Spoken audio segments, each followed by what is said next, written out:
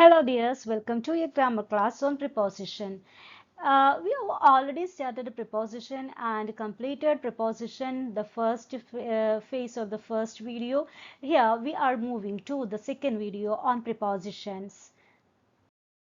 Let us analyze the uses of to and from. Very familiar prepositions, right? Which are the uses of to and from? To used to denote the end location and from used to denote the starting location. If we are examining these points with the examples, you will understand it quite comfortably. Let's look into the examples for each of to and from. At first, we have to read the examples for to. We went to Sri Lanka with my family. I gave my card to Sandra. So, we know that to is used to denote the end location. We went to Sri Lanka. Where do we go? We are going to Sri Lanka. We went to Sri Lanka. Then I gave my card to whom? End location. To whom? To Sandra. So this is the use of to. Then let's analyze the examples for from.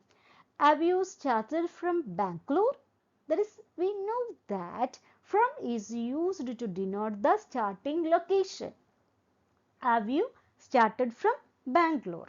Bangalore is the beginning stage or beginning location. I received a letter from my father. I received a letter from whom? From my father. That is, the father is the beginning stage or beginning location.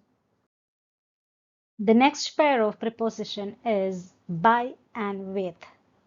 At first, we have to analyze the uses of by. By is used to denote near or next to. For example, is the post office by the bus stop? That means, is the post office by the bus stop means, is the post office is near to the bus stop. Then the second use, a given time or not later than, for example, see that you reach exam hall by 8:30 a.m. A given time or not later than. Okay, I will reach there by 10 a.m. That means I will reach at sharp 10 or before that. It denotes the doer of the action mentioned in a sentence. For example, the poem was written by my brother. So it is a passive sentence. We can analyze what's meant by a passive and active sentences later. There in if we are turning or if we are changing an active sentence into a passive sentence, we have to add by before the subject. That is, the poem was written by my brother. Who is the subject here? My brother is the subject. So before the subject in a passive sentence, by is used. Then let's go through the uses of with. In the company of example,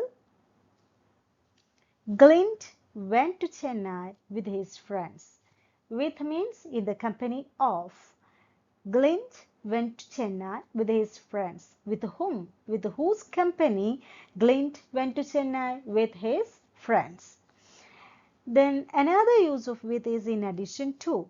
For example, would you like to have tea with breakfast? In addition to, um, uh, with breakfast, do you like to have tea? In addition to your breakfast, in addition to your food, do you like to take tea? Then the next use is, or the next use of with is by means of. For example, I cut my birthday cake with a fruit knife. Okay, by means of. By what I cut my birthday cake? With a fruit knife.